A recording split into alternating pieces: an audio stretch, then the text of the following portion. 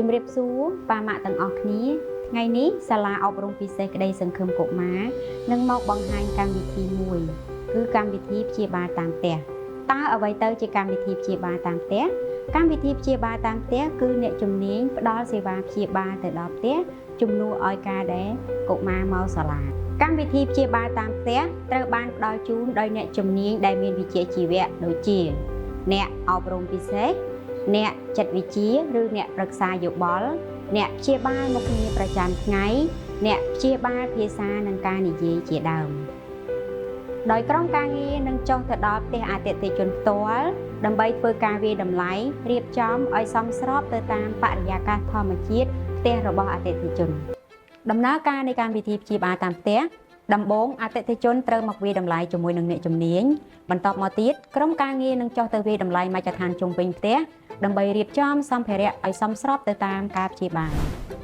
បន្ទាប់ពីវាយតម្លៃរួចអ្នកជំនាញនឹងផ្ដល់សេវាព្យាបាលតាមផ្ទះទៅតាមពេលវេលាសមស្របសម្រាប់ក្រុមគ្រួសារលើសពីនេះទៅទៀតអ្នកជំនាញក៏មានផ្ដល់វគ្គបណ្ដុះបណ្ដាលទៅដល់សមាជិកគ្រួសារថាតើយើងធ្វើការជាមួយនឹងកុមារយ៉ាងដូចម្តេចជារឿយៗអ្នកជំនាញធ្វើការវាយតម្លៃពីការអភិវឌ្ឍរបស់កុមារ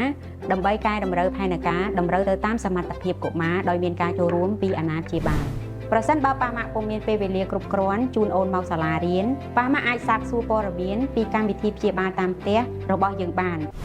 6ចំណុចនៃអត្ថប្រយោជន៍កម្មវិធីព្យាបាលតាមផ្ទះ1មានផាសុកភាពនិងភាពស្និទ្ធស្នាលការដែលយើងធ្វើការជាមួយនឹងកុមារនៅផ្ទះធ្វើឲ្យកុមារមានអារម្មណ៍ស្ងប់មានអារម្មណ៍សុវត្ថិភាពហើយនឹងរីករាយសហការជាមួយនឹងអ្នកជំនាញ2បរិបទជាក់ស្ដែងក្នុងជីវិតពិតអ្នកព្យាបាលអាចមើលឃើញបញ្ហាប្រឈមក្នុងជីវិតរស់នៅប្រចាំថ្ងៃហើយធ្វើផែនការអន្តរាគមន៍ឲ្យសមស្របទៅតាមបរិបទដូចជាការស្លៀកពាក់ការងូតទឹកការដោះធ្មេញជាដើម3ការចូលរួមពីសមាជិកគ្រួសារងាយស្រួលសម្រាប់សមាជិកគ្រួសារក្នុងដំណើរការបង្រៀននិងការគាំទ្រជាប្រចាំ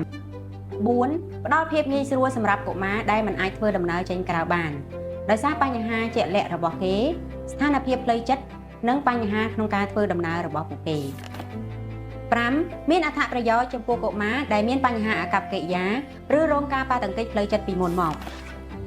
6កុមារអាចយកជំនាញទៅប្រើប្រាស់ជាទូទៅប្រចាំថ្ងៃបានជាពិសេសការព្យាបាលតាម ABA ជំនាញដែលបានរៀនកុមារអាចយកទៅអនុវត្តនៅក្នុងជីវិតពិតរបស់ពួកគេបានជាចុងក្រោយសូមអរគុណប៉ាម៉ាក់ទាំងអស់គ្នាដែលបានតាមដានវីដេអូតាំងពីដើមរហូតដល់ចប់ប្រសិនបើប៉ាម៉ាក់មានចម្ងល់សូមទាក់ទងមកលេខទូរស័ព្ទដែលមាននៅខាងក្រោម